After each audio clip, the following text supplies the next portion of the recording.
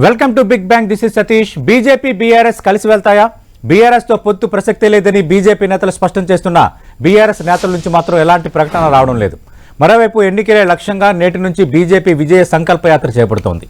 ఇటు ఢిల్లీలో సీఎం రేవంత్ రెడ్డి మంత్రులు బిజీగా గడుపుతున్నారు. నేడు పలువురు కేంద్ర మంత్రులను కలవనున్నారు సీఎం రేవంత్ రెడ్డి. తెలంగాణ రాజకీయాల్లో అసలు ఏం జరగబోతోంది? కమలం కారు కలుస్తాయా? ఈ అంశంపై మనం బిగ్ బ్యాంగ్ డిబేట్లో మాట్లాడబోతున్నాం. చర్చలో పాల్గొంటున్నారు అధికార కాంగ్రెస్ పార్టీ నుంచి పీసీసీ ప్రధాన కార్యదర్శిగా ఉన్న కైలాష్ నాథ్ గారు, భారతీయ జనతా పార్టీ నుంచి ఆ పార్టీ సీనియర్ నేత రాష్ట్ర కార్యదర్శిగా ఉన్న ప్రకాష్ రెడ్డి గారు, అలాగే బీఆర్ఎస్ నుంచి మాజీ శాసనసభ్యులు మల్ల యాదవ్ గారు డిబేట్లో జాయిన్ అవుతున్నారు. రైట్, ప్రకాష్ రెడ్డి గారు, నిన్న రెండోసారి, గత వారం రోజుల్లో రెండోసారి నమస్తే సార్, మీ పార్టీ రాష్ట్ర అధ్యక్షుడు కేంద్ర మంత్రి ఉన్న కిషన్ రెడ్డి బీఆర్ఎస్ బీజేపీ పొత్తు ప్రసక్తే లేదు, ఒకవేళ ఆ తరహా వ్యాఖ్యలు ఎవరైనా చేసినా, ఆ ప్రచారం చేసినా చెంప చెల్లుమని మేళ కొట్టండి అంటూ, అంటే ఆయన స్వభావానికి వ్యతిరేకంగా ఫస్ట్ టైం మాట్లాడారు. ఆ స్థాయిలో ఇప్పుడు కిషన్ రెడ్డి మాట్లాడరు. అంటే అసలు ఏం జరుగుతోంది? ఖచ్చితంగా మీ రెండు కలుస్తాయని ఒక ప్రచారం ఒకవైపు నుంచి, కరాఖండిగా రాష్ట్ర అధ్యక్షుడు కేంద్ర మంత్రి చెప్పారు. అలాగే మీ పార్టీ జాతీయ ప్రధాన కార్యదర్శి బండి సంజయ్ కూడా మొన్న ఒక ప్రకటన చేశారు. ఏం జరగబోతుంది సార్? ముందు పెద్దలందరికి నమస్కారం. నమస్తే సార్. సతీష్ గారు, ఆ కిషన్ రెడ్డి గారు తన సహజ స్వభావానికి విరుద్ధంగా అటువంటి మాట మాట్లాడినంటే సమస్య ఎంత తీవ్రంగా ఉందో అర్థం చేసుకోవడానికి ప్రయత్నం చేద్దాం. ఓకే, గత శాసనసభ ఎన్నికలు 2018 23 శాసనసభ ఎన్నికల్లో కూడా కాంగ్రెస్ పార్టీ ఇదే ప్రచారాన్ని చేసింది. అంటే బీజేపీ బీఆర్ఎస్ ఒక్కటే, కవితను ఎందుకు అరెస్ట్ చేయలే, అరెస్ట్ చేయకపోవడానికి కారణం బీజేపీ బీఆర్ఎస్ ఒక్కటే. కాబట్టి అంటే బీఆర్ఎస్ వ్యతిరేకత ఉంది అని వాళ్ళకి అర్థమైనప్పుడు బీఆర్ఎస్ వ్యతిరేక ఓట్లను బీజేపీకి వైపు పోకుండా మాకే రావాలి, మేమే గెలవాలి అనేటువంటి ఒక తప్పుడు ప్రచారాన్ని, అబద్ధ ప్రచారాన్ని తెలంగాణ రాష్ట్రంలో వ్యాపింపజేసిండ్రు. దాని ఫలితంగా ఏంటంటే బీజేపీకి అంటే రావాల్సిన సానుభూతి, బీజేపీ సానుభూతి పరులు, బీజేపీ అభిమానులు కూడా అదే బీఆర్ఎస్ లో కొట్టాలంటే ఈసారి కాంగ్రెస్ కి ఇవ్వాలి, బీజేపీకి ఆ స్థాయి లేదు, బీజేపీ బీఆర్ఎస్ కలుస్తుందట, కలిస్తే మళ్ళీ మేము అనుకున్న లక్ష్యం ఏతుందో బీఆర్ఎస్ వ్యతిరేకత మళ్ళీ ఇది చెల్లదు, కాబట్టి బీఆర్ఎస్ వ్యతిరేకంగా కాంగ్రెస్ పార్టీకే ఓటేయాలనేటువంటి ఒక పరిస్థితిని తీసుకొచ్చి పెట్టారు. దాని పర్యవసానంగా ఆ ఫలితాలు ఆ విధంగా వచ్చినాయి. ఇప్పుడు కూడా చాలా స్పష్టంగా దేశ రాజకీయాలలో బీజేపీని వ్యతిరేకించి కాంగ్రెస్ పార్టీ నిలబడలేదు కాబట్టి, జాతీయ రాజకీయాలలో రాహుల్ గాంధీ వర్సెస్ మోడీని నిలబెట్టలేరు కాబట్టి, కాంగ్రెస్ పార్టీ వర్సెస్ బీజేపీ నిలబెట్టలేరు కాబట్టి, మరొకసారి ప్రత్యేకమైన పరిస్థితి ఏంటంటే ఏదో దేశంలో నెహ్రూ గారి తర్వాత అనుకుంటా, నెహ్రూ గారు ఉన్నప్పుడు మనం పుట్టలేదు కానీ నెహ్రూ గారి తర్వాత ఏదో దేశ రాజకీయాల పరిస్థితి అంటే ఏ పార్టీ గెలుస్తుందని చర్చ జరగట్లే. బీజేపీకి ఎన్ని సీట్లు వస్తాయి, 300 వస్తాయా, 350 వస్తాయా, 400 వస్తాయా, ఈ చర్చ జరుగుతున్న ఈ నేపథ్యంలో కాంగ్రెస్ పార్టీ ఎప్పుడో ఇక ఈ ఎన్నికలకు గెలవలేమనే పరిస్థితి వచ్చినప్పుడు తెలంగాణ రాష్ట్రంలో కనీసం దింపుడుగాల మాషగా 4 సీట్లు 3 సీట్లు గెలవటం కోసమని కాంగ్రెస్ పార్టీ చేస్తున్న ఎత్తుగడ, అదే సందర్భంగా కాంగ్రెస్ పార్టీ చేస్తున్న రాజకీయ ఎత్తుగడ, అదే సందర్భంగా కాంగ్రెస్ పార్టీ సానుభూతి పనులు, రేపొద్దున కాంగ్రెస్ పార్టీకి పోవాలనుకున్నటువంటి టీఆర్ఎస్ లో ఉన్న కొంతమంది కాంగ్రెస్ కోవట్లు.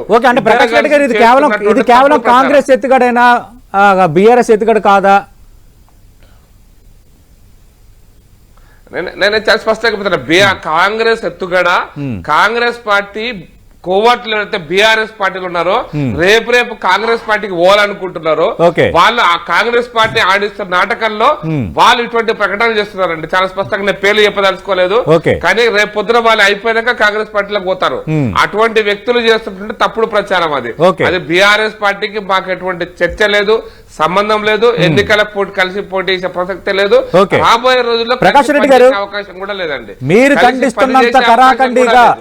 ఖండిస్తున్నంత కరాఖండిగా బీఆర్ఎస్ నేతలు దీన్ని ఖండించడం లేదు, ఏం మాట్లాడటం లేదు. అందుకే ఏదో జరుగుతుందన్న అనుమానం తెలంగాణ ప్రజల్లో ఉంది, పొలిటికల్ సర్కిల్స్ లో ఉంది, మాలాంటి మీడియా వర్గాల్లో కూడా ఉంది. మల్ల యాదవ్ గారు, గుడ్ మార్నింగ్ సార్. అసలు ఏంటి బీజేపీ బీఆర్ఎస్ కలుస్తాయన్న ప్రచారం ఎక్కడ చూసినా గుప్పమంటుంది. రెండోసారి గత వారంలో కేంద్ర మంత్రికి అలాగే రాష్ట్ర అధ్యక్షుడు ఉన్న కిషన్ రెడ్డి ఖండించారు. ఆయన స్వభావానికి మించి చాలా తీవ్ర వ్యాఖ్యలు కూడా చేశారు. ఎవరైనా అలా మాట్లాడితే చెంప చెల్లు అనిపించండి అంటూ పిలుపునిచ్చారు పార్టీ శ్రేణులకి. అసలు కిషన్ రెడ్డి గారితోనే ఎవరైనా మాట్లాడారండి?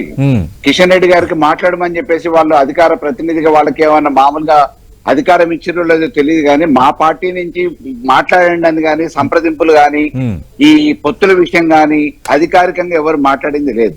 అటు వర్కింగ్ ప్రెసిడెంట్ గారు కానీ ఇటు మామూలుగా పార్టీ అధినేత కేసీఆర్ గారు కానీ ఏ స్థాయిలో ఉన్న ఒక నాయకుడితో మాట్లాడిన పరిస్థితి లేదు. కానీ ఎంత ఈ స్థాయిలో ప్రచారం జరుగుతోంది, ఈ స్థాయిలో బూమరంగ్ అవుతోంది, ఈ స్థాయిలో భారతీయ జనతా పార్టీ నేతలు మాట్లాడుతున్నప్పుడు లేదు అది కాంగ్రెస్ చేస్తున్న తప్పుడు ప్రచారం, మేము బీజేపీ కలవని కరాఖండికి ఎందుకు బీఆర్ఎస్ చెప్పలేకపోతుంది? అంటే మీకు ఏదో ఒక మూల కలవాలని ఏమైనా ఉందా? కలిస్తే మంచి జరుగుతుందన్న ఆలోచన ఏమైనా ఉందా? అసలు మాకు ఆ ఆలోచన ఉంటే కదా ఎవరో రోడ్డు మీద పోతున్నాయని ఏదో దిక్కిండు అని చెప్పేసానని మీరెందుకు ఖండించలేదు అని చెప్పేసానని అంటే ఎట్లా? అసలు మాకు ఆ ఆలోచన ఉంటే కదా పార్టీ కానీ పార్టీ అధిష్టానం కానీ అధినాయకుడు కానీ అటువంటి ఆలోచన ఉంటే అది వేరే విషయం ఎవరితోనైనా సంప్రదిస్తాం. ఓకే, ఏ నాయకుడితో ఇంతవరకు ఈ పొత్తుల విషయంలో సంప్రదించింది కానీ సలహాలు తీసుకున్నది కానీ ఏ విషయంలో మాట్లాడింది కానీ ఇంతవరకు లేనే లేదు. ఎవరికి వాళ్ళు బీజేపీ మనగడ కోసం వాళ్ళు కాంగ్రెస్ మనగడ కోసం కాంగ్రెస్ వాళ్ళు మాట్లాడుతున్న మాటలే తప్ప ఎప్పుడు కూడా ఈ పొత్తు పెట్టుకోవాలనే ఆలోచన మా పార్టీకి అధిష్టానానికి ఎప్పుడు లేదు. ఎవరిని సంప్రదించలేదు, ఏ స్థాయి నాయకుడిని కలవలేదు, కలిసే ఆలోచన లేదు, అవసరం అంతకంటే లేదు. తప్పకుండా మా ఓట్ బ్యాంక్ ఏదో మాకుంది. మొన్న జరిగిన అసెంబ్లీ ఎన్నికలలో పెద్ద వేరియేషన్ లేదు, 1.82% ఉంది. దానికి అనుగుణంగా ఈ 2.5 కాలంలో కాంగ్రెస్ పరిపాలనలో జరుగుతున్న ఇబ్బందులు ఏందనేది ప్రజలు కూడా గమనించారు. ఈ తెలంగాణని కాపాడగలిగిన వ్యక్తి, రేపేమైనా చేయగలిగిన వ్యక్తి ప్రభుత్వం పార్టీ అది కేసీఆర్ అనే ఒక ఆలోచనలో ప్రజలందరూ కూడా ఉన్నారు. కాబట్టి రేపు తప్పకుండా మళ్ళీ మా సత్తాన్ని మేము దాటుకుంటాం. పోయినసారి కూడా మామూలుగా అసెంబ్లీకి ఓడిపోయిన వాళ్ళందరూ రేవంత్ రెడ్డి గారితో సహా అసెంబ్లీకి ఓడిపోయిన వాళ్ళందరూ పార్లమెంట్ లో గెలిచారు. అంత మాత్రాన అసెంబ్లీకి ఓడిపోగానే పార్లమెంట్ లో గెలవరు, ఎన్నికలలో ఆ పార్టీ మనుగడే దెబ్బతింటది అనేది ఏం లేదు కదా. ఇప్పటికిప్పుడు మేము ఎవరితోనో తాపత్రపడాల్సిన అవసరం లేదు, తాతాలాడాల్సిన అవసరం లేదు. డెఫినెట్ గా మాకుండే ఓట్ బ్యాంక్ మాకుంది, మా వల్ల లబ్ధి పొందిన లబ్ధిదారులు ఉన్నారు. ఈ తెలంగాణ ఉద్యమం నుంచి మొదలు పెట్టుకొని ఇప్పటి వరకు పార్టీకి అనుబంధంగా ఉన్న సానుభూతి పరులు ఉన్నారు. ఈ పార్టీని ఎట్లా రక్షించుకోవాలి, ఈ పార్టీ ఈ తెలంగాణకి ఏ రకమైన పనులు చేయాలనే ఆలోచన అధిష్టానానికి ఉంది. ఈ పార్టీ ఉంటేనే ఈ తెలంగాణకి మేలు జరుగుతుందనే అభిప్రాయం ప్రజలకు ఉంది. కాబట్టి డెఫినెట్ గా మాకు వచ్చే ఇబ్బంది లేదు. మేము పత్తుల కోసం పడాల్సిన అవసరం లేదు, తాతాల పడాల్సిన అవసరం లేదు. కైలాష్ నాథ్ గారు 1 సైడ్ లవ్ లేదు, 2 సైడ్ లవ్ లేదు, మీరు వాళ్ళిద్దరూ ఒకటే, వాళ్ళిద్దరు మళ్ళీ కలుస్తున్నారు అని కాంగ్రెస్ నేతలు మాట్లాడుతున్నారు. గతంలో 2023 డిసెంబర్లో జరిగిన, గతం అంటే ఇంకా ఎక్కువ రోజులు ఒక 2-3 నెలల కింద జరిగిన ఇక్కడ జరిగిన అసెంబ్లీ ఎన్నికల్లో కూడా ఇదే ప్రచారం చేసి భారతీయ జనతా పార్టీని దెబ్బతీసింది కాంగ్రెస్ పార్టీ. మళ్ళీ ఈసారి అదే తరహా ప్రచారం చేస్తున్నారు, విష ప్రచారం చేస్తున్నారు. కాంగ్రెస్ వేస్తున్న ఎత్తుగడని బీజేపీ కొట్టిపారేస్తుంది. వాళ్ళెవరో ఆ విధంగా అంటున్నారని మేమెందుకు ఖండించాలి అని బీఆర్ఎస్ అంటుంది. సార్ మీకు తర్వాత ప్యానల్ ఉన్న పెద్దలకు 10 టీవీకి నమస్కారం. నమస్తే అండి. సార్ ఇవాళ కొత్తగా ఏం లేదు సార్, 9 సంవత్సరాలుగా వారి మధ్య ఉన్నటువంటి అనేకమైనటువంటి స్నేహాలు, చీకటి ఒప్పందాలు, రహస్య ప్రేమలు ప్రపంచమంతా చూసింది. మీరు చూసినాం, మేము చూసినాం. ఒక రాష్ట్రపతి బిల్లు గాని, ఒక జిఎస్టీ గాని, నోట్ల రద్దే గాని, ఆ తర్వాత రైతులకు వ్యతిరేకంగా చేసిన నల్ల చట్టాలే గాని, ఆ తర్వాత లిక్కర్ స్కామ్ లో వాళ్ళ బిడ్డ వదిలిపెట్టినప్పుడు ఎన్ని ప్రగల్భాలు పలికిరో, ఏం పలికిరో ప్రపంచం చూసింది. ఢిల్లీ పోయిన తర్వాత వాళ్ళు మోకరిల్లిరు. ఈ రాష్ట్రానికి వచ్చి కొంతమంది మంత్రులు ఏమో వాళ్ళని బొగిడిరు, కేంద్రం పోయిన తర్వాత తిట్టుడు, ఆ తర్వాత కాళేశ్వరం కుంభకోణం అని చెప్పిండ్రు, కేంద్రం పోయినాక వాళ్ళకి అవార్డులు ఇచ్చుడు. ఇదంతా కూడా వారి మధ్య ఉన్నటువంటి ఒక రహస్య ప్రేమని ఈ ప్రపంచం చూసింది కాబట్టి మనం ఓడించారు. అయితే ఇప్పుడు చివరి దశలో భారతీయ జనతా పార్టీ ఏదో తెలంగాణ మేము చేసేస్తాము మొత్తం అనేటువంటి ప్రచారం కొరకు అంగు ఆర్పడకపోవడం, ఇప్పుడు కొత్త దుకాణం తెరిచారు. తెలంగాణ ప్రజలు వారిని నమ్మరు కాక నమ్మరు. నమ్మితే గనక మొన్న జరిగినటువంటి ఎన్నికల్లో మీరే అధికారంలో వచ్చి ఉండేవారు. ఎందుకు రాలేకపోయినారు? ప్రజలకు విశ్వాసం లేదు, కొట్లాడలేరు కేసీఆర్ తోటి. కేసీఆర్ అవినీతి మీద చర్యలు తీసుకోరు. కేసీఆర్ తోటి ఉన్నటువంటి ఒక రహస్య చీకట్లో ప్రేమించుకోవడం, బయటకు వచ్చి కొట్లాడుకోవడం, గల్లీలో కొట్లాట, ఢిల్లీలో ప్రేమ. ఇది ప్రపంచం మొత్తం చూసిన తర్వాత వారు చేసినటువంటి వికృత కార్యకలాపాలను అరికట్టడంలో భారతీయ జనతా పార్టీ వైఫల్యం చెందింది కాబట్టి మాకు అధికారులు ఇచ్చారు. ఇక రెండో విషయం, ఎవరు లీకులు ఇస్తారండి? మాకేమవసరండి? తెలంగాణలో అధికారంలో ఉన్నది మేము, ప్రజలకు బాధ్యత, ప్రజలకు జవాబుదారిగా ఉన్నాము. మాకు 5 సంవత్సరాల సమయం ఉంది. తప్పకుండా పథకాలే గాని సంక్షేమ కార్యక్రమాలు అన్ని చేసి ప్రజల ముందు ఓట్లు అడుగుకుంటాం. వీళ్ళకు ఓట్లు అడగడానికి ఇప్పుడు టిఆర్ఎస్ కు అంటే బీఆర్ఎస్ గా మారింది. బీఆర్ఎస్ అంటే నాకు తెలిసి అది బీఆర్ఎస్ కూడా కాదు, మళ్ళా టిఆర్ఎస్ వస్తుంటుంది. ఎందుకంటే అన్ని రాష్ట్రాలలో బీచారం ఎత్తే పరిస్థితులు ఉన్నది. వీళ్ళు వేరే రాష్ట్రాల్లో పోటీ చేయరు. ఎక్కడైతే కాంగ్రెస్ గట్టిగా ఉంటుందో దాన్ని నాశనం చేయడానికి భారతీయ జనతా పార్టీకి అనుబంధంగా పనిచేసినటువంటి మీరు ఇవాళ కొత్త దుకాణం పెట్టారు. ఏంటిది? వైఫల్యం చెందింది ప్రభుత్వం చేసిరు, మా సంక్షేమ పథకాలని చెప్తా ఉన్నా. నేను ఒక్క మాట అడుగుతా ఉన్నా, మీరు చేసినటువంటి 1000 వాగ్దానాలలో 999 నెరవేర్చలేదు అని చర్చకు సిద్ధమైతే మేము చర్చకు సిద్ధమే. నా కళ్ళ కూర్చుంటే కానీ వచ్చినటువంటి 70-80 రోజులలోనే అంత మొత్తం కావాలని దానిపైన ఆల్రెడీ అసెంబ్లీలో విస్తృత చర్చ జరిగింది. మీరు పవర్ పాయింట్ ప్రెజెంటేషన్ ఇచ్చారు, వాళ్ళు కొన్ని వివరాలు బయట పెట్టారు, మీడియా సమావేశాల్లో మాట్లాడుకున్నారు, అదంతా జరిగింది. అంటే ఇప్పుడు ఎన్నికలు వస్తున్నప్పుడు 2023 డిసెంబర్ ఎన్నికల్లో కాంగ్రెస్ పార్టీ కలిసి వచ్చిన అంశాల్లో బీజేపీ బీఆర్ఎస్ ఒకటి అన్న ప్రచారాన్ని బలంగా జనంలోకి తీసుకువెళ్ళడం అనేది వన్ ఆఫ్ ద ఫ్యాక్టర్. ఇప్పుడు మళ్ళీ అదే ఫ్యాక్టరీని తెర ముందుకు తెస్తున్నారు అనేది భారతీయ జనతా పార్టీ చేస్తున్న ఆరోపణ. మరోసారి ఆ తరహా విష ప్రచారం చేస్తున్నారు. సతీష్ గారు చెప్పండి సార్, చెప్పండి. 100% వారు ఇప్పటికీ రేపటికి మరొక రోజుకు ఖచ్చితంగా వారు రహస్య మిత్రులు కావచ్చు, బహిరంగ మిత్రులు కావచ్చు. ఎందుకంటే జరిగిన పరిణామాలు మొత్తం ఆ రకంగానే ఉన్నాయి తప్ప ఏనాడు కేంద్రంలో అధికారం ఉన్న మీరు వారు చేసిన అవినీతి మీద కానీ తప్పుడు మీద కానీ చర్యలు తీసుకోలేదు. జరిగినటువంటి ఒక ఈడీ కుంభకోణానికి కూడా ఈడీలో దర్యాప్తులో కూడా మీరు పక్కకు పెట్టిరంటే దీని వెనుక రహస్య ఒప్పందం బీఆర్ఎస్ బీజేపీ చేసినటువంటి కపట నాటకాన్ని తెలంగాణ ప్రజలు అర్థం చేసుకున్నారు. కాబట్టి మాకు అధికారం ఈడీ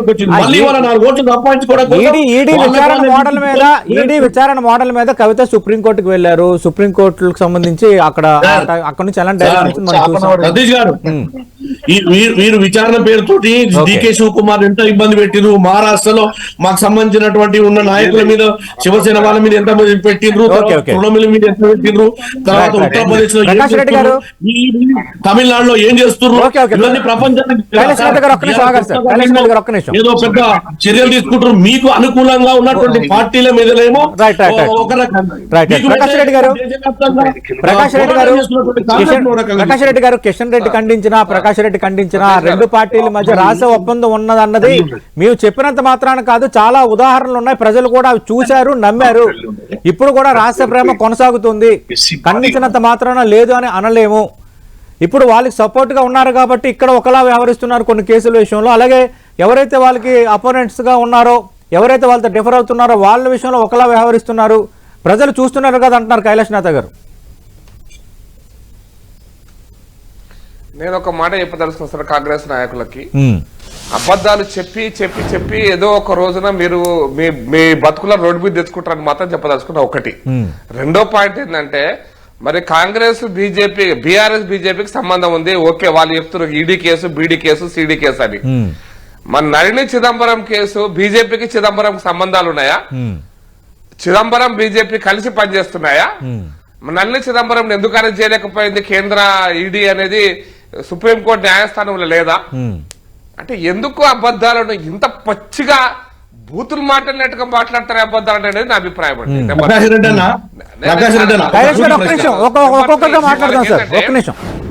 ప్లీజ్ ఆగండి.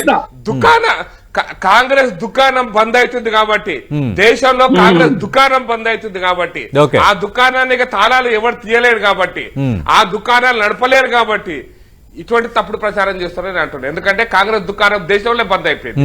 రాహుల్ గాంధీ అనేటువంటి ఒక అసమర్థ నాయకుడు ఈ దేశానికి పనికిరాడని ఈ దేశంలో ప్రజలు నమ్మలేదు, ఈ దేశ ప్రజలు ఎప్పుడు నమ్మలేదు. కాబట్టి ఇక ఈ దుకాణం బంద్ అయిపోయే దుకాణాన్ని ఇక వాళ్ళు నడపలేరు కాబట్టి ఇటువంటి ప్రేలాపాలు మాట్లాడతారు తెలంగాణ రాష్ట్రంలో. నేను అందుకోసం తెలంగాణ ప్రత్యేక పరిస్థితులలో రాహుల్ గాంధీ రాష్ట్రాన్ని రక్షించి ఈ దేశాల్లో 40 సీట్లు కూడా దాటలేనటువంటి ఒక అసమర్థ జాతీయ నాయకత్వం ఉన్నటువంటి కాంగ్రెస్ పార్టీ 125-130 సంవత్సరాల చరిత్ర చెప్పుకుంటున్నటువంటి ఒక ముసలి ఇక సావడానికి సిద్ధంగా ఉన్నటువంటి కాంగ్రెస్ పార్టీ అంటున్నా నేను పదాలు. ఎందుకంటే దుకాణాలు అనేటువంటి తప్పుడు భాష మాట్లాడుతున్నప్పుడు టీవీ ముందలా నేను కూడా మాట్లాడగలుగుతాం. కాబట్టి ఇక సాగు దగ్గర కాంగ్రెస్ పార్టీ ఇక ఈ దేశ చరిత్రలో అది చరిత్రగా మిగిలిపోయే కాంగ్రెస్ పార్టీని ఎవరు బతికించలేరు. అయితే ఈ తాత్కాలికంగా అప్పుడప్పుడు ఏంటంటే కొంచెం సైకలాజికల్ గా భయపెట్టి ఆయన వచ్చేస్తుంది బీఆర్ఎస్ బీజేపీ ఒక్కటే అనేటువంటి తప్పుడు ప్రచారాన్ని ప్రజలకు చేసే ప్రయత్నం చేస్తున్నారు. నిజాలు ప్రజలకు అర్థమైన రోజున వీళ్ళను ఉరికిచ్చి పంపిస్తారండి. ఈ పదాన్ని ఉపయోగిస్తున్నా. ఇటువంటి అబద్ధాలు మాట్లాడే వాళ్ళకు సరైన సమాధానం చెప్తారు. ఉరికిచ్చి పొలిమరని దాటించేదాకా ఉరికిస్తారు. కాంగ్రెస్ పార్టీ చావుకు దగ్గరగా ఉంది, ఒక సైకలాజికల్ గేమ్ ఆడుతున్నారు. ఖచ్చితంగా ఉరికించి కాంగ్రెస్ నేతలను వెంబడించే రోజు త్వరలోనే వస్తుంది ఈ తరహా దుష్ప్రచారాలు చేస్తే అంటున్నారు. ప్రకాష్ రెడ్డి నేను ఒక మాట మనం చేస్తున్నా, రాజకీయాల్లో బండ్లు ఓడలు అయితే తప్ప వారి ఆశలు, తర్వాత వారి ప్రెస్టేషన్, వారి మాటలోనే డొల్లతనం కనపడుతుంది. రాజకీయాల్లో చేసినటువంటి అభివృద్ధి గాని, ప్రజలకు చేసినటువంటి అంశాలు గాని కొన్నిసార్లు మీకు ఇస్తారు, కొన్నిసార్లు మాకు ఇస్తారు. అయినంత మాత్రం చింత చచ్చినా పులుపు చావదు. ఈ దేశ ప్రజల హృదయాల్లో కాంగ్రెస్ ఉంటది. సరే ఇవాళ ఓడిపోవచ్చు గాక, ప్రజల కోసం పనిచేస్తాం. తర్వాత అనేక సందర్భాల్లో భారతీయ జనతా పార్టీ తెలంగాణలో అసలు సీట్లు రాని పరిస్థితి ఉన్నది. ఇవాళ మీరు అధికారులకు వస్తామంటున్నారే, ఏ రకంగా వస్తారు అంటే మీ విశ్వాసం అది. అలాగే మాకు కూడా విశ్వాసం ఉంటది. సమర్థత అనేది ఇవాళ మీరు దేశంలో అనేక మంది రాజకీయాల్లో ఎన్నికల్లో గెలవకుండా జాతీయ నాయకులుగా, దేశ నాయకులుగా కీర్తింపబడ్డారండి. మహాత్మా గాంధీ పోటీ చేసిండా అండి? మీరు ఆలోచన చేయండి. దేశం కోసం పనిచేసిండు. మీరు అట్లా భక్తులని చెప్పుకునే మీరు ఈ దేశం కోసం బలిదానం చేసిన ఇందిరమ్మ కంటే గొప్ప వాళ్ళ, ఈ దేశ నిర్మాణం చేసిన నెహ్రూ కంటే గొప్ప వాళ్ళ, ఈ దేశం కోసం తునాతులకనైన రాజీవ్ గాంధీ కంటే గొప్ప వాళ్ళ?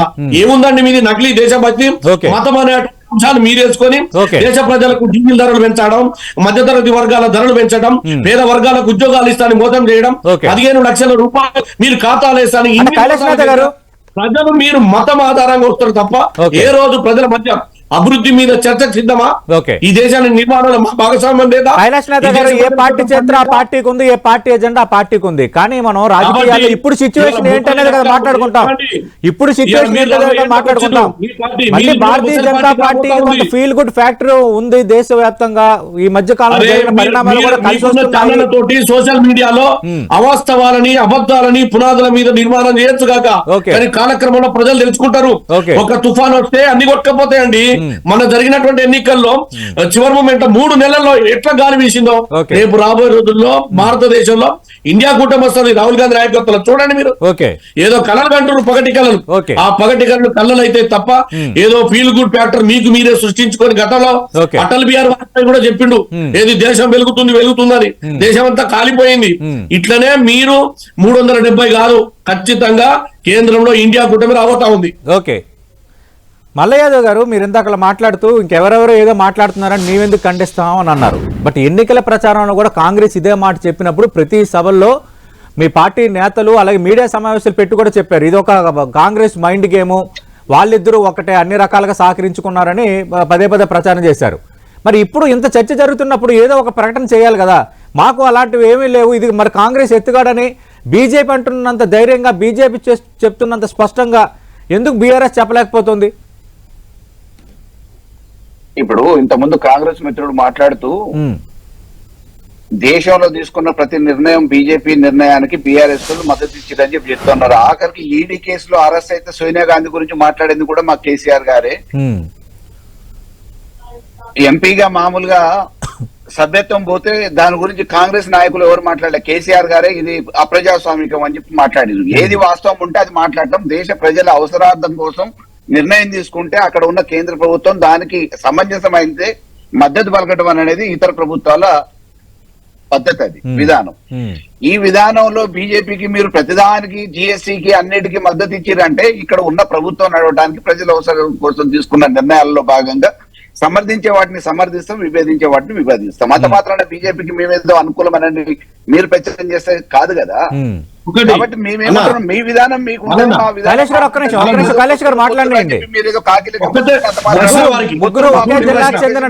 మాట్లాడాల్సిన అవసరం ఏమున్నది? మల్లన్న ఒక సూటి ప్రశ్న మీకు. ఇప్పుడు ఇక్కడ రైతు చట్టాలకు వ్యతిరేకంగా తెలంగాణలో కార్యక్రమాలు చేసి నిరసన పోయి ఢిల్లీలో మళ్ళీ మద్దతు వాళ్ళకి పలకంగా 700 మంది ఏమో చనిపోతే మీరు వాళ్ళకు 2 లక్షల చొప్పున పంజాబ్ కి ఇచ్చారు. అసలు మీ విధానం ఏందే? ఇప్పుడు బీజేపీ మీద గాని లేదా బీజేపీ తీసుకున్న నిర్ణయాల మీద గాని నేను ఒకటే ప్రశ్న, దీని మీద చెప్పండి దయచేసి. రైతు చట్టాల గురించి విభేదించి మేము మాట్లాడాల్సిన పద్ధతిలో మాట్లాడినాం. పార్లమెంట్ లో మా వాణి నిలిపించినాం. మా పార్లమెంట్ సభ్యులు నల్ల చట్టాలకు అనుకూలంగా ఓటేసి తిరిగి మళ్ళీ రైతు చచ్చిపోయిన వాళ్ళకి పైసలు ఇచ్చొస్తాను పోతుంది. ఇది కాదా విషయాలలో ఏ సందర్భంలో ప్రజల అవసరార్థం కోసం మీరు మామూలుగా స్పందించారు, మేము స్పందించిన నిర్ణయం అనేది ప్రజలకు అందరికీ తెలుసు. ఓకే. గెలుపోవటములు సహజం. ఈ రోజు ఏదో మామూలుగా ఓటమి చెందినంత మాత్రాన మొత్తం ఏదో అయిపోతుంది అని చెప్పేసి మీరు కలలు కంటే 10 సంవత్సరాలు లేరు. పట్టుకున్నారని చెప్పి చెప్పారు, అధికారం ఇచ్చారు. కాబట్టి ఇది ఏది శాశ్వతం కాదు. రేపు మామూలుగా ప్రజలు ఎవరిని నిర్ణయించాలి, ఎవరికి పరిపాలన ఇవ్వాలి, ఎవరి వల్ల చేతనైతుంది, ఎవరు సమర్థులు అనేది నిర్ణయించాల్సింది ప్రజలు. డెఫినెట్ గా ఆ ప్రజా నిర్ణయానికి కట్టుబడి ఉండాల్సిందే. ఇవాళ ఏదో ఓటం పాలనేంత మాత్రాన మామూలుగా ఏదో అయిపోయింది, వాళ్ళతో పొత్తులు వీళ్ళతో పొత్తులని ఊహాగానాలు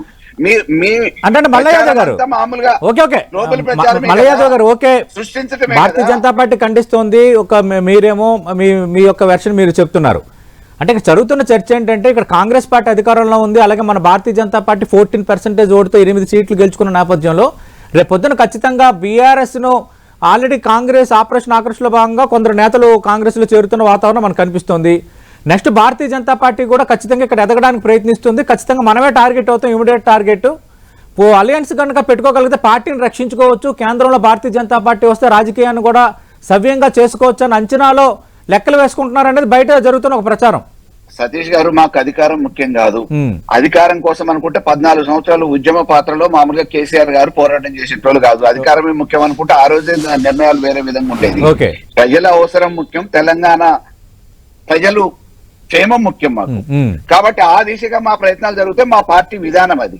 అధికారం ఉంటది పోతుంది, అది పెద్ద శాశ్వతమేం కాదు. అధికారం కోసమే అనుకుంటే 14 సంవత్సరాలు అసలు రానే రాదనుకున్న ఈ తెలంగాణ గురించి ఎందుకు పోరాటం చేసేటోళ్ళు. కాబట్టి ఇక్కడ తెలంగాణని బాగు చేయాలనే ఆలోచనతో సాధించుకున్న ఈ తెలంగాణలో 50 సంవత్సరాలు ఇతర ప్రభుత్వాలు చేయలేని పని 10 సంవత్సరాల పరిపాలనలో కేసీఆర్ గారు చేసి చూపించింది. అది వీళ్ళు కొనసాగిస్తారా లేదా అనేది ప్రజలు. ప్రకాష్ రెడ్డి గారు, ఓకే, పార్టీల వాదనలు, సైకలాజికల్ గేమ్, కాంగ్రెస్ ఈ తరహా ఆరోపణలు ఇవన్నీ ఒక్క నిమిషం పక్కన పెడదాం. అంటే ఈ మధ్య కాలంలో ఇప్పుడు జాతీయ స్థాయిలో వాతావరణం ఎలా ఉన్నా తెలంగాణలో మాత్రం కాంగ్రెస్ పార్టీ మెజార్టీ ఎంపీ స్థానాలు గెలుచుకున్న వాతావరణం ఉందని ఈ మధ్యన వస్తున్న దాదాపు మెజార్టీ సర్వేలు సూచిస్తున్న అంశం ఒకటి కనిపిస్తోంది. సార్ నేను సతీష్ గారు, నేను ఒక మాట చెప్తా. దేశంలో నల్ల చట్టాలని కాంగ్రెస్ పార్టీ చేస్తుంటే ఒక దుర్మార్గపు ప్రచారం, ఒక నీచ ప్రచారం అంటున్నాను. మరి మీ నల్ల చట్టాలు ఒక తెలంగాణ కోసం చేసిందా బీజేపీ కేంద్ర ప్రభుత్వం? మధ్యప్రదేశ్ కోసం చేయలేదా? రాజస్థాన్ కోసం చేయలేదా? పంజాబ్ కోసం చేయలేదా? మరి పంజాబ్ ఎందుకో కాంగ్రెస్ పార్టీ కొట్టుకపోయింది, అడ్రస్ లేకుండా కొట్టుకపోయింది. 15 ఏళ్ళు పరిపాలించిన దుకాణం బంద్ అయిపోయింది కదా పంజాబ్ లో. ఢిల్లీలో అయితే అసలు అడ్రస్ లేదు కదా, ఆ దుకాణం బంద్ అయిపోయింది కదా. అంటే నల్ల చట్టాల పేరు మీద తెలంగాణలో డ్రామా ఆడుతుంది తప్పిస్తే ఢిల్లీలో ఏ రాష్ట్రంలో నల్ల చట్టాలు అని అంటలేదు దాన్ని. అవి నల్ల చట్టాలుగా ఏ రాష్ట్రం గుర్తించలేదు. కాబట్టి ఛత్తీస్గఢ్ లాంటి రాష్ట్రంలో, మధ్యప్రదేశ్ లాంటి రాష్ట్రంలో, రాజస్థాన్ లాంటి రాష్ట్రంలో ప్రజల మీడియా, సోషల్ మీడియాలా లేకపోతే సెఫాలజిస్టుల అంచనాలకు విరుద్ధంగా ఛత్తీస్గఢ్ లో కాంగ్రెస్ పార్టీ ఓడిపోయింది. కాబట్టి నల్ల చట్టాలు అనేటువంటి పదం ఉపయోగిస్తప్పుడే వాళ్ళు రికన్సైల్ చేసుకోవాలి. ఇంకా మా తాతలు నేతలు దగ్గర మా మూతులు మాసం చూడని చెప్పి, మా తాతల కాలంలో మేము నేతలు దాగిన మేము మాసం చూడని చెప్పి మాట్లాడాలి. ఇంకా ప్రజలు నమ్మట్లేదండి. ఆ ప్రజలు అయిపోయింది, ఆ చరిత్ర అయిపోయింది, ఆ మా వాసన అయిపోయింది. త్యాగాలు అందరూ చేసినారు ఈ దేశం కోసం, తెలంగాణ కోసం కూడా త్యాగాలు చేశారు. సుభాష్ చంద్రబోస్ ఎక్కలేదా? ఏం మాట్లాడుతున్నారు? ఒకటే దేశానికి కట్టెబట్టుకొని యుద్ధం చేసి రామా యుద్ధం చేసిందంటే ప్లీజ్ ఆగండి. రైట్. ఓకే, నల్ల చట్టాలు వాటి అందుకోసం మనం మాట్లాడాం. మన సబ్జెక్ట్ ఇక్కడ ప్రస్తుతం తెలంగాణ రాజకీయంగా పరిమితం అవుదాం. అంటే ప్రకాష్ రెడ్డి చెప్తారా సతీష్ గారు, ఏ రాష్ట్రంలో చెల్లనటువంటి కాంగ్రెస్ పార్టీ యొక్క వాదన ఈ రాష్ట్రంలో చెల్లదు. అయితే ఒకటే అంటే బీఆర్ఎస్ మీద ప్రజలకున్న వ్యతిరేకతను బీజేపీ వైపు మళ్ళకుండా చూసేటువంటి ఒక కుట్రలో భాగంగా, ఎందుకంటే బీజేపీకి ఒక 20% ఓట్లు వస్తే, అంటే బీఆర్ఎస్ వ్యతిరేక ఓట్లు బీజేపీ గారికి వస్తే కాంగ్రెస్ ఓడిపోతారనేటువంటి అభిప్రాయంతో వాళ్ళు చేస్తున్నారు తప్పుడు ప్రచారం తప్పిస్తే ఇంకోటి కాదు. బీఆర్ఎస్ బీజేపీ ఒకటి కాదు. నేను చిన్న విషయం గుర్తు చేస్తా. అబద్ధం ఎంతంటే, ఒకటే నిమిషం కంప్లీట్ చేస్తా. అబద్ధం ఎంతంటే, రాష్ట్రపతి ఎన్నికలలో ముర్ముకు మీరు ఓటేశారా? యశ్వంత్ సిన్హాకు ఓటేశారా? ఉపరాష్ట్రపతి ఎన్నికల్లో ఎవరికి ఓటేశారు? ఈ మాటలు మళ్ళీ రాష్ట్రపతి ఎన్నికల్లో ఓటేశారు బీఆర్ఎస్ వాళ్ళు. రాష్ట్రపతి ఎన్నికల్లో యశ్వంత్ సిన్హాను రెడ్ కార్పెట్ వేసి పిలుచుకొచ్చుకున్నారు హైదరాబాద్ కు. అప్పుడు బీఆర్ఎస్ ఏం కాంగ్రెస్ పార్టీకి మరి ఆ మాత్రమన్నా ఉండాలి కదా, మా రాష్ట్రపతి పెట్టి కోటేశారు, అది కూడా కప్పి పెడతారా? అంత నిజాన్ని కప్పి పెడతారు తెలంగాణ ప్రజల ముందల. ఏం మాట్లాడుతున్నారండి? Right. Thank you Prakash Reddy గారు. థ్యాంక్ యూ మల్ల యాదవ్ గారు.